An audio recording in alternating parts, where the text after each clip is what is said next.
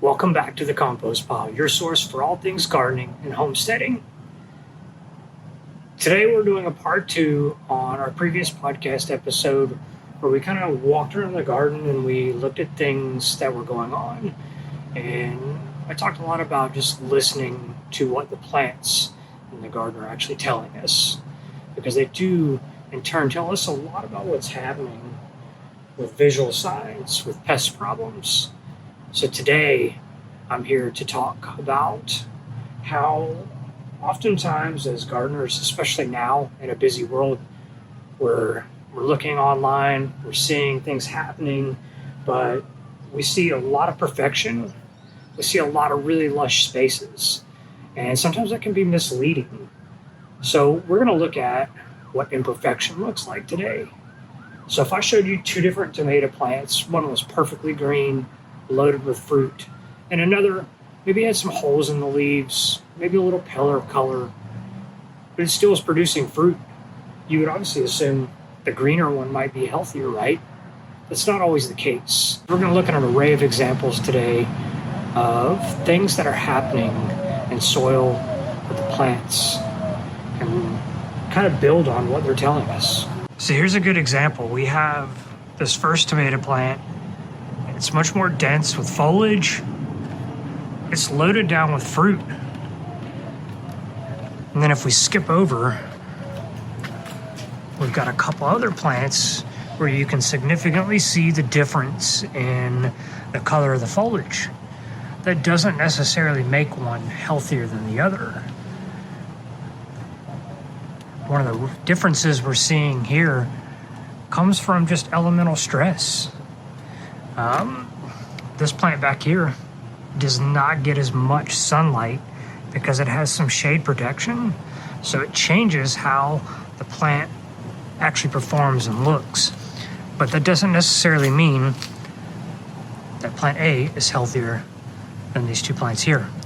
Both have produced incredibly well, and what we've noticed is that we have to feed these particular plants a little more, and that's based on strictly placement.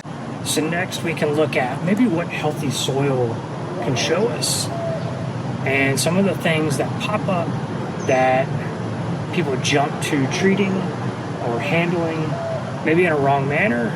One of those most common issues we run across is fungal growth. Things that look really unsightly. Some of them just look straight up gross, but there are signs that our soil are actually decomposing organic matter. They're cycling nutrients, and those visual aspects that we see are fruiting bodies of fungi in the soil. So I'm going to show you a quick example of one that we see all the time, and people automatically think that something's wrong because it doesn't look good. So in this shade bed, and you can see back here, this yellow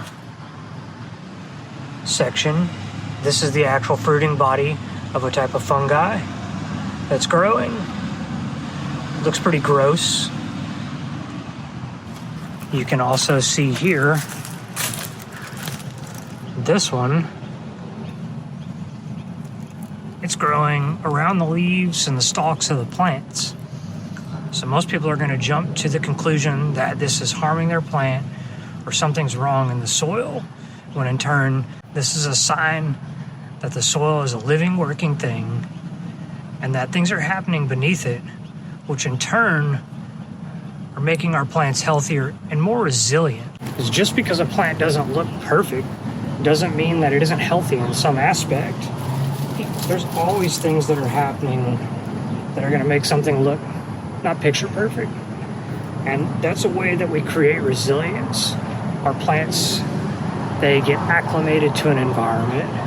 They get accustomed to the conditions in which they live in. And that all happens through soil. Grab soil. You can smell it. It's earthy. It's rich. It's kind of holding together a little bit. It's one of the building blocks keeping everything going. These fungi rely on our plants. Our plants release exudates and the root system, and that's what actually provides resources to fungi and bacteria, and they in turn provide nutrients and resources to the plant. So they make a trade. So when you see these things in the soil, don't be alarmed. I'm not saying that there aren't any bad fungi out there, but most of the time what we see in the garden space or in the landscape space on our mulch layers and our soil layers are not harmful. They're actually signs of something awesome happening in the soil. Plants are the same way. They're often going to show some signs that will alarm us, and they're not going to look good. To be honest, this is probably overall one of the best looking tomato plants I have left. We are moving into the hot season, and long term the plants are going to begin to look poor over time, but this plant has produced very well. It suffered from leaf miners. It suffered from some heat stress, but overall the plant is healthy. It's producing. When we actually thought it had stopped setting fruit, it put on a new flush and set a whole bunch more. The same goes when we turn and we look at some of these other plants here. You can see down on the bottom, we've got yellowing leaves. We just hit a really huge patch of rain.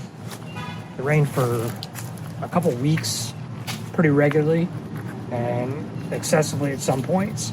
So some of this could be from rain stress, from water stress, but at the same time, you also can see yellowing leaves that don't really mean anything. They're lower branches on the plant, and they're just older leaves. The nutrients are going up into the top of the plant, and these are kind of getting left behind. They're not as important. So some of these signs are not something we need to be alarmed about. We don't need to jump to do anything. We could simply prune these off, get rid of them, and the rest of the plant would actually flourish.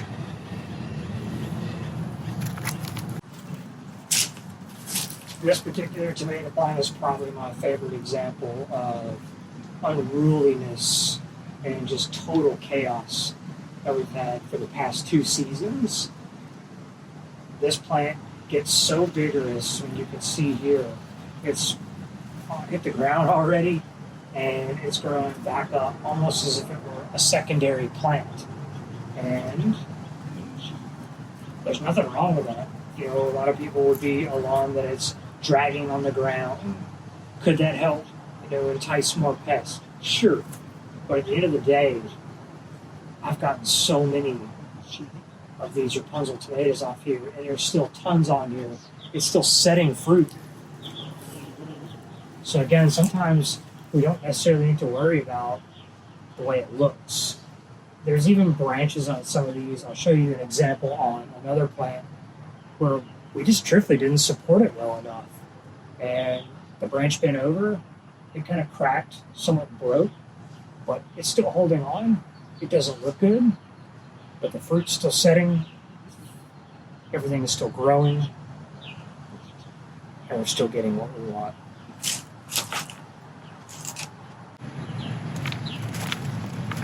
You can see right here, this example I'm talking about, we've got 5 or 6 tomatoes on here, and it's just bent over. It's almost kind of creased, but it's healed itself up. Some of the foliage doesn't look that good, and that's okay.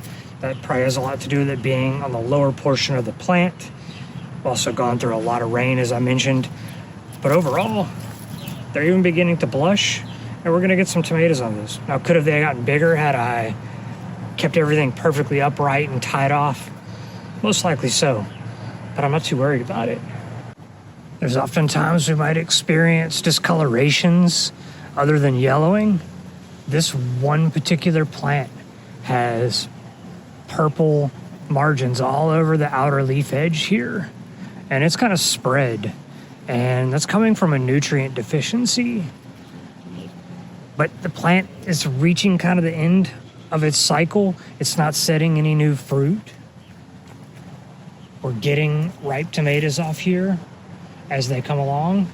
So I'm not too concerned with it. I know this plant isn't going to survive all the way through the beast heat in the summer based upon its placement. So I don't need to necessarily jump to do anything. What I need to do is understand that as this plant moves out of the bed, that I need to do some amending. I know that I'm going to need some more phosphorus and potassium in order for this plant to, not this plant, but the next tomato plant to come along and not have this same issue. This dill plant is another great example. It's really yellowing on the lower portion. It needs to have a little bit of pruning. Doesn't look wonderful, but had I jumped to treating this, I would have eliminated a very important part of the ecosystem that I'm building here in our front landscape. And that's that this hosted a wide array of black swallowtail caterpillars. Now, if you saw any of my recent shorts, every single one of these caterpillars was poached off by blue jays. But at the end of the day, I'm not in control of nature. And had I pruned this back or cut it way back, I might not have had the necessary food for the caterpillars, which could have turned to butterflies, and that would have been awesome. But it's also part of my job in creating this space to create food sources. You know, sometimes maybe these birds are getting caterpillars that I don't want, but at the same time, I can't save them all. Hopefully we'll get another round, and then we'll actually see some more butterfly activity out here. But again, this thing's not perfect. It doesn't look great, but it's actually flushing back out after being totally destroyed from the caterpillars. Sometimes the plants will show us signs of damage with the leaves with the holes in it. And this purple passion flower is also a host for the Gulf fritillary caterpillar. We had several of those on here this season. We don't seem to get them every season. And I think that may have a lot to do with the placement and the lack of full sun here. So we don't see a lot of pollen and flowering happen on this. But sometimes it explodes with caterpillar activity. So had we come in here and acted and sprayed this damage, and it's more extensive on other parts, but had we sprayed, we would have eliminated the beneficial native butterfly that would have developed. And hopefully we'll see some more activity as we move a little into the warmer months and get some more butterflies this way as well. Here's a quick view from another angle of that dill plant. You can see it looks much worse over here. That's okay. We're going to come in and we'll do a little pruning, and we'll continue to let it recover and hopefully host, again, some more of those swallowtail caterpillars. Pests are also something that we so commonly see people jump to the worst case scenario mentality. You can see here we've got a mature leaf-footed stink bug. You know, these can do some serious damage on a tomato crop. And this is the first year in this space where I have really dealt with these in this severity. And while I understand that they're a common problem, I'm not too concerned about it. I've still been able to harvest almost every single tomato that has been ripe or beginning to ripe. It's causing me to harvest as they blush a little bit. And I'm still getting to actually utilize these tomatoes in the kitchen, processing them. You know, if I reach a tomato that isn't, you know, it's got a soft spot on it or it doesn't look good, you know, I cut out the bad section and I move on. But when the fruit's set, on tomato plants, the stink bugs come. But pests are not always the end-all, be-all.